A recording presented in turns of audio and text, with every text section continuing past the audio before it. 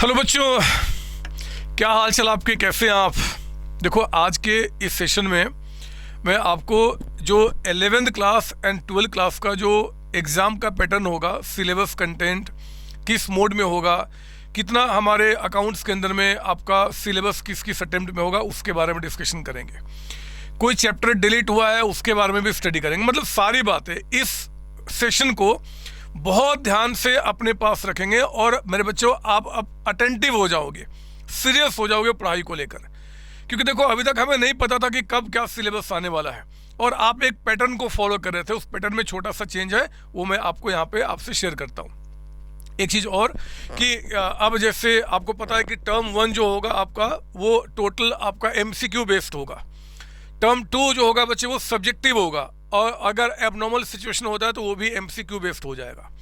इसलिए आपको बिल्कुल चिंता नहीं करना है। मैं आप सबको जितने भी चैप्टर्स आपके सिलेबस में हैं उनके जो भी MCQ बन सकते हैं, उन सारे चीज़ों को मैं आपके पास रिकॉर्डिंग के थ्रू पहुंचाऊंगा। आपको बिल्कुल चिंता नहीं करना है। एक चीज़ याद रखना कि MCQ क्वेश्चंस को वही बच्चा कर सकता है जिसने सब्जेक्टिव क्वेश्चन की तैयारी की है। सुनना फिर से मेरी बात, एग्जाम में अगर मान लो सब्जेक्टिव क्वेश्चन आ गया और किसी बच्चे ने पूरा MCQ की सिर्फ तैयारी की है, वो अटेम्प्ट नहीं कर सकता, क्योंकि उसने छोटे छोटे कॉन्सेप्ट की स्टडी की है, एग्जाम में बड़ा कॉन्सेप्ट आ गया। लेकिन अगर आपने सब्जेक्टिव क्वेश्चन की प्रैक्टिस की हुई है और फिर मेरे बच्चे आपके एग्जाम में MCQ आ गया, बहुत इजीली आप कर लेंगे, बहुत इजीली। क्योंकि जब हमने बड़े कॉन्सेप्ट को एक साथ स्टडी किया है, MCQ में क्या होता है, उसी बड़े कॉन्सेप्ट को छोटे छोटे पार्ट में करके एग्जाम में पूछता है और आप इजीली उसको सॉल्व कर लेंगे। तो आपको परेशान नहीं होना, मैं आपको सारा कुछ बताऊंगा कि एग्जाम में क्या होगा। पहले मैं आपको बताऊं कि MCQ एग्जाम होंगे कैसे एक्चुअली। तो देखो, पहले सिलेबस पे आता हूँ। पहले मैं 12th क्लास का डिस्कशन करूंगा, फिर 11th क्लास का डिस्कशन करूंगा और फिर इसको हम प्रॉपर तरीके से समझ के अपनी तैयारी पे लगेंगे। चाहे आप 12th क्लास में हो चाहे 11th क्लास में हो, अब सीरियस हो जाओ पढ़ाई के लिए, क्योंकि मेरे बच्चे 11th एंड 12th दोनों का मार्क्स आपका काउंट किया जाएगा आपके अल्टीमेटली मार्क्स के अंदर में। तो इस बात को ध्यान रखेंगे। आइए जरा पहले मैं 12th क्लास में आपका जो सिलेबस होने वाला है उसका डिस्कशन करूँ। 12th क्लास में मेरे बच्चे पहले आपका यहाँ पे टर्म 1, पहला टर्म आपका जो फर्स्ट टर्म आपका दिसंबर में होने वाला है, वो कंप्लीटली आपका MCQ बेस्ड होगा।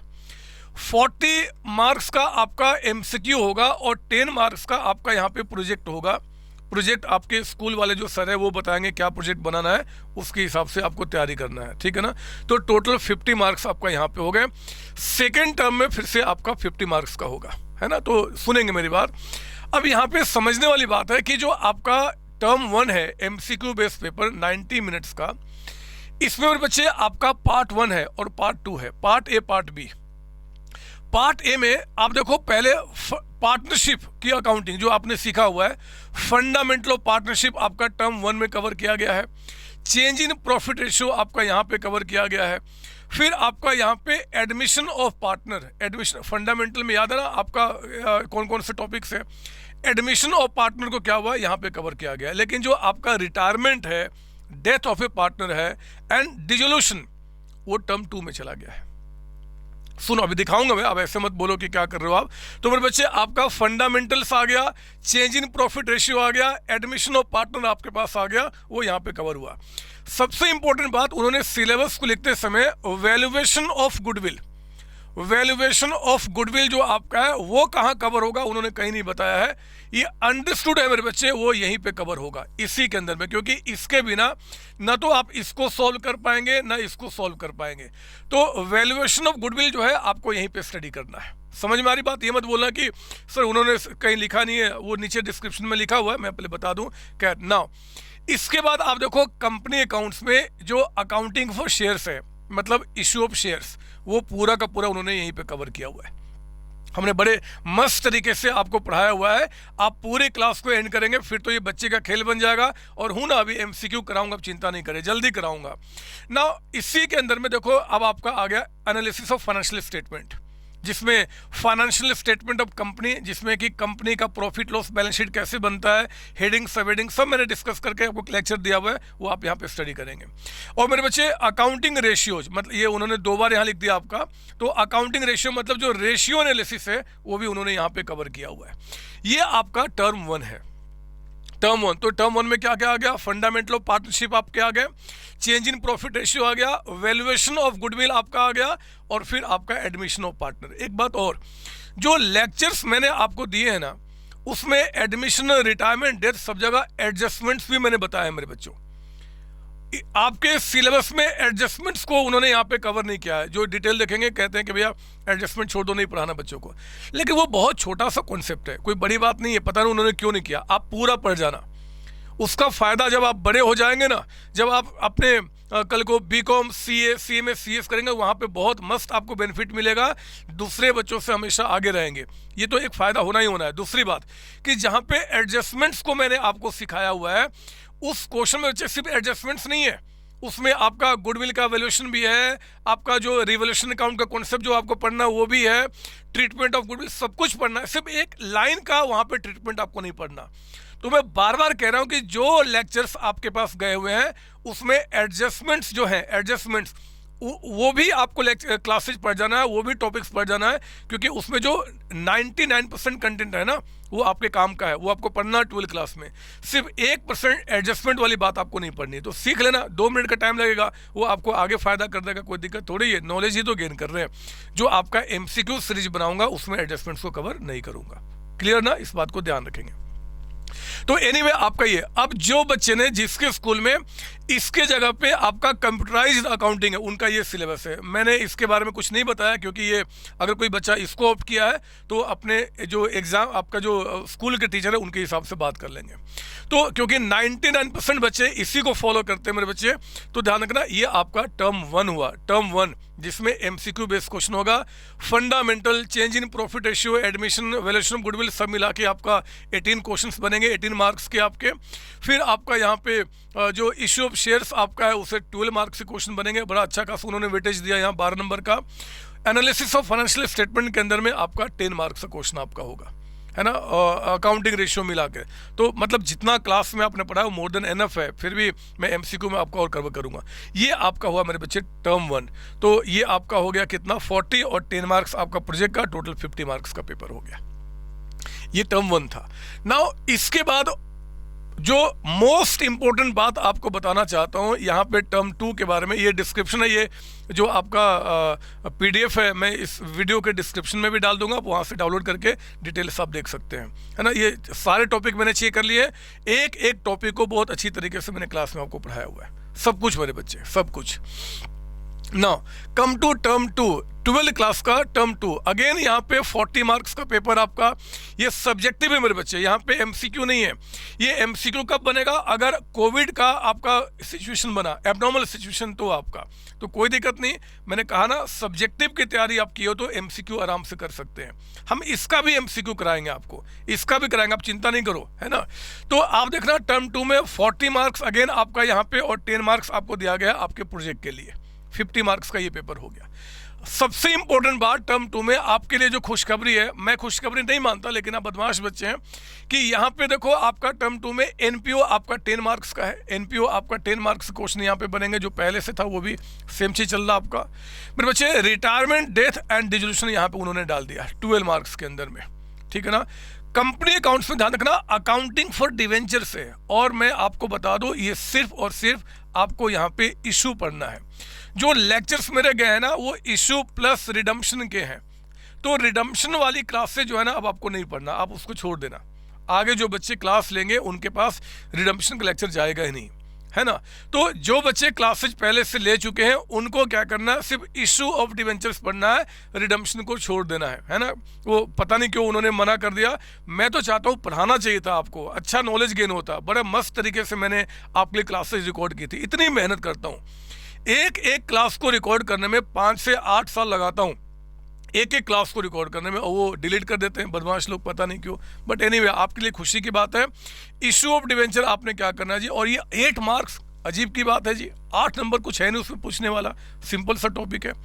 फिर मेरे बच्चे एनालिसिस ऑफ फाइनेंशियल स्टेटमेंट, इसमें आपका tools of financial statement analysis और आपका comparative and common size statement, ये सब कुछ आपका कवर्ड है यहाँ पे। कैश फ्लो स्टेटमेंट भी उन्होंने यहाँ पे कवर किया। तो मैंने क्या क्या बताया, 2 कन्फ्यूजन खत्म किया। वैल्यूएशन ऑफ गुडविल आपका टर्म 1 में ही है, और रिडम्पशन ऑफ डिवेंचर को उन्होंने क्या किया, हटा दिया आपका। ठीक है बच्चे, बाकी सब कुछ सेम है, यहाँ पे कहीं कोई दिक्कत नहीं है। बिल्कुल उसी तरीके से हर एक का हम लोग सब्जेक्टिव एंड ऑब्जेक्टिव दोनों की तैयारी रखेंगे, ताकि नॉर्मल सिचुएशन हुआ तब भी ठीक है, एबनॉर्मल हुआ तो भी ठीक है, हम लोग पहले से तैयार रहेंगे, आप चिंता नहीं करना। अगेन यहाँ पे 10 मार्क्स का प्रोजेक्ट आपका है और ये 50 मार्क्स का, इनका डिटेल्स आपको बताया गया कि क्या क्या इसमें पढ़ना है। ये सब मैंने चेक कर लिया है, हमने सब कुछ कवर किया हुआ है, कुछ भी नहीं बचता, कुछ भी नहीं बचता। ठीक है ना। तो आइए जरा, मैंने आपको 12 क्लास के बच्चे, सर एमसीक्यू क्वेश्चन का पैटर्न क्या होगा। एमसीक्यू में क्या होता है बच्चे, एक क्वेश्चन होता है, उसके 4 ऑप्शन होते हैं। आप जब एग्जाम देने जाओगे ना, अगर एग्जाम मान लो आपका जब ऑनलाइन होता है, तो उस केस में क्या होता है कि आपके पास एक रफ पेपर होता है, रफ पेपर पर आप अपना कैलकुलेशन करते हो और जो सही आंसर होता है वहाँ पे टिक मार्क कर देते हैं। मैं इस पे अगले वीडियो शेयर करूंगा कि पैटर्न क्या होगा, एग्जाम किस तरीके से होंगे, क्या तरीका आपका होगा, उन सब पे हम बात करेंगे, चिंता नहीं कीजिए। आज तो हम कोर्स कंटेंट आपके साथ डिस्कस करने वाले हैं, तो इसमें कोई डाउट आपको नहीं सर, तो ये प्लीज़ आप इस बात को समझ लेंगे। अब मैं हमारे 11th क्लास के जो बच्चे हैं उनको लेकर, देखो आपका भी सेम पैटर्न होगा एग्ज़ाम का, और आपको भी बहुत कूल तरीके से रहना है, आपको भी अपना तरीके से पढ़ाई करना बच्चे। आपके भी हर एक चैप्टर के एमसीक्यू में कवर करूंगा। आपके पास जो लेक्चर्स मेरे गए होंगे उसमें कई सारे चैप्टर में मैंने एमसीक्यू पहले ही ऐड कर दिए हैं, आपको चिंता नहीं करना। और भी जितने सारे एमसीक्यू बनते हैं उन सबकी प्रैक्टिस कराऊंगा, लेकिन फिलहाल आई जरा पहले डिस्कस करें आपका सिलेबस क्या होगा। बहुत ध्यान से मेरी बात सुनना। आपका भी मेरे बच्चे जो टर्म 1 होने वाला है, टर्म 1 आपका, उसमें देखेंगे आप तो ये भी आपका एमसीक्यू बेस्ड है। टर्म 1 एमसीक्यू एंड टर्म 2 क्या है, सब्जेक्टिव आपका है ना। इसमें भी आपका जो 40 मार्क्स का होगा यहाँ पे आपका टर्म 1, जिसमें कि ये कवर होंगे, और 10 मार्क्स का आपका प्रोजेक्ट जो आपके स्कूल वाले सर बताएंगे। 90 मिनट्स यानी कि 1.5 घंटे का पेपर होगा। इसके लिए प्रोजेक्ट आपका अलग से है, इसका अलग से आपके सर बताएंगे। इस 40 मार्क्स के लिए 90 मार्क्स का पेपर है। बहुत ध्यान से समझना कि यहाँ पे क्या बोलने वाला हूँ। अगर आप इसके सिलेबस को देखें तो थियोरेटिकल फ्रेमवर्क, जिसमें introduction to accounting, theory base of accounting, फिर मेरे बच्चे अकाउंटिंग प्रोसेस में recording of business transaction, bank reconciliation statement, depreciation and provision and reserve, इतने टॉपिक्स उन्होंने टर्म 1 में कवर किए हैं। जिन बच्चों ने मेरी पेड क्लासेज ली हुई है, मैं आपको बता दूं कि हमारी जो बुकलेट है मेरे बच्चे, उस बुकलेट के मुताबिक हमने कितना इसमें टॉपिक कहाँ कहाँ इसको कवर किया हुआ है। बहुत ध्यान से मेरी बात सुनेंगे कि जो मेरी बुकलेट आपके पास गई होगी, मेरी बुक, उसमें आप देखेंगे ये हमारे पास यहाँ पे आपका वो बुक आ गया। ये मेरे बुक में इंडेक्स में आपको ये चैप्टर्स एज इट इज इसी तरीके से दिखाई देंगे। मेरे प्यारे बच्चों ध्यान रखना, जो आपका टर्म 1 का सिलेबस है उसमें आपका यहाँ पे फर्स्ट से लेकर और ये 8 तक मैं रिपीट कर रहा हूँ, 8 चैप्टर तक वो आपका टर्म 1 में कवर हो रहा है, जिसमें basic accounting terms, journal entry, ledger account, trial balance. Actually trial balance term 1 में भी है, टर्म 2 में भी है, तो कंफ्यूज नहीं होना, आपको ये पढ़ना पूरा। तो ट्रायल बैलेंस हो गया, detail theory of journal ledger trial balance, इसकी पूरी थ्योरी, इनका और भी एमसीक्यू मैंने यहाँ भी कवर किया, यहाँ भी कवर किया है। Accounting for GST, subsidiary book, cash book, accounting equation, introduction to accounting, theory base of accounting, basis of accounting, accounting procedure, ये सब मेरे बच्चे आपका टर्म 1 में है। तो जिन बच्चों ने क्लासेज परचेज किया उनको कंफ्यूज नहीं होना है, ये चीज़ निकल गया। इसके बाद आपका 10th चैप्टर और जो 11th चैप्टर है मेरे बच्चे, ये भी आपका टर्म 1 में ही कवर उन्होंने किया है। टर्म 1 में ये सब आपके टर्म 1 में चले गए। सर आपने कहा था कि मेरी जो क्लासेज गई हैं उसी सीक्वेंस में आपने स्टडी करना है, तो उसके बाद तो सर बिल्स ऑफ एक्सचेंज फिर क्या करें। मेरे बच्चे अगर आप पढ़ चुके हैं तो बहुत अच्छी बात है, अगर आप नहीं पढ़े तब भी परेशान नहीं होना, क्योंकि इसका इन दोनों से कोई लिंक नहीं है। तो ये जो टॉपिक है ना वो टर्म 2 में पढ़ना है। मैं रिपीट कर रहा हूँ, पढ़ चुके हो बहुत अच्छी बात है, नहीं पढ़े हो तो कोई बात नहीं, ये आप क्या करेंगे, अभी आगे जब होगा तो आप टर्म 2 के लिए पढ़ेंगे, बट ये आपका टर्म 1 में आपका है, ये सब आपके टर्म 1 में कवर होते हैं। बात समझ आ रही है? जिसमें एमसीक्यू क्वेश्चंस बनेंगे, एक क्वेश्चन होगा, 4 ऑप्शन होंगे, सही मार्क को टिक मार्क करना होगा। वो आपका एमसीक्यू थ्योरी का भी आ सकता है, प्रैक्टिकल का भी आ सकता है, कुछ भी आएगा इजीली आप सॉल्व कर लेंगे। प्रैक्टिकल आएगा तो एक बच्चे आपको रफ शीट मिलता है, आप पहले उस पर अपना आंसर निकालते हो और फिर एमसीक्यू में जो सही आंसर वहाँ पे हम टिक मार्क करते हैं। मजा आता है, मतलब एग्जाम में कोई दिक्कत नहीं होगी, है ना। बहुत अच्छा कॉन्सेप्ट आपको मैंने दिया हुआ है आपकी क्लासेज के अंदर में। टर्म 1 हो गया।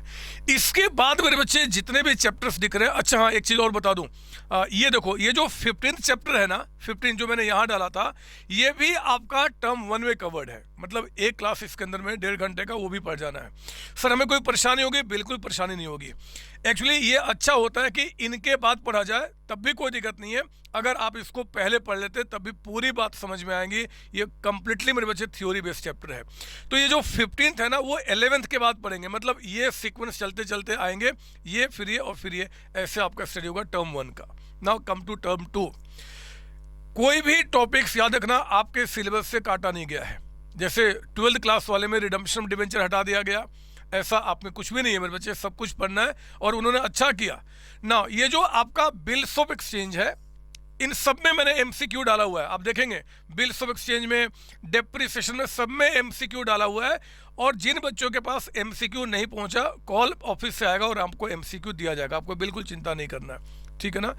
ये आपका bills of exchange, depreciation accounting, rectification of error, final count of sole proprietor without adjustment, with adjustment, incomplete record यानी कि single entry, computer in accounting यानी कि जो आपका ये है, ये सब आपके क्या है कि टर्म 2 में कवर किए गए हैं। सब्जेक्टिव क्वेश्चंस कह रहा है कि आएगा, तो आप चिंता नहीं करना, हम तो सब्जेक्टिव की भी तैयारी करेंगे, एमसीक्यू की भी तैयारी करेंगे। अगर कोविड इंपैक्ट रहा और एबनॉर्मल सिचुएशन रहा तो भी चिंता नहीं करना, हम लोग एमसीक्यू के लिए भी पहले से तैयार हैं। तो आपको मैं इतना स्ट्रॉन्ग कर दूंगा कि एग्जाम में कोई भी क्वेश्चन आए, कोई भी क्वेश्चन किसी तरीके का है, मेरे बच्चों के हाथ से निकल के चला जाए, सवाल ही नहीं बनता, सवाल ही नहीं बनता। तो मेरे बच्चे आप पढ़ाई करें, मुझे नहीं लगता कि कोई डाउट अब आपके दिमाग में रहेगा। और डरना नहीं है, जब भी कोई चेंज आता है हम उसको एक्सेप्ट करना होता है, और ये एक्सेप्ट कीजिए, क्योंकि अब तो इसके बाद जो आगे के जो प्रोफेशनल एग्जाम है ना, आपका बीकॉम हो जाए, सीए, सीएमए, सीएस, ऑलमोस्ट सब जगह अब ऐसे ही एग्जाम होने वाले हैं, तो आपको परेशान नहीं होना। एग्जाम का पैटर्न क्या होगा, किस सिचुएशन में क्या होगा, इसके लिए मैंने एक ऑलरेडी वीडियो आपके चैनल पे डाला हुआ है। अगर कोई बच्चा जिसको नहीं पता कि सीबीएसई एग्जाम पैटर्न क्या होगा, वो भी वीडियो आप ऊपर में मेरे चैनल पे जाके आप देख के उसको स्टडी कर सकते हैं, ठीक है ना। पढ़ाई करें, इनकेस कोई डाउट होता है, किसी तरीके की परेशानी, तो डाउट सेशन टाइम पे आप मुझसे बात कर लेंगे, या फिर आप कमेंट में भी आप कमेंट कर सकते हैं, जो हमारी टीम है आपको प्रॉपर रिप्लाई करेगी, अगर रिप्लाई वहाँ पे करने लायक होगा तो। ठीक है बच्चों, अब पढ़ाई करें, अब टाइम वेस्ट नहीं करना है, और जो चीज़ें चेंज आ रहे हैं उसको एक्सेप्ट कीजिए। आगे कोई अपडेट होगा तो मैं आपके लिए हूँ, इस चैनल पे आपको प्रॉपर तरीके से गाइड करते रहूँगा। मैं कोशिश ये भी करूँगा कि जो भी एमसीक्यूज रिकॉर्ड करूँगा उसको भी मैं चैनल पे आपको लेकर आऊँ, और मेरे सारे बच्चे, चाहे आपने क्लासेज परचेज किया है चाहे नहीं परचेज किया, सबको वो आपका बेनिफिट उसका मिलना चाहिए। लाइफ अल्टीमेटली आपकी बननी चाहिए, सिक्योर्ड होना चाहिए, रिसोर्सेज कहीं किसी तरीके से आप में कोई रेस्ट्रिक्शन ना डाले। आप सबको बच्चे ऑल द बेस्ट, पढ़ाई करें एंड मस्ती करें। Thank you ji.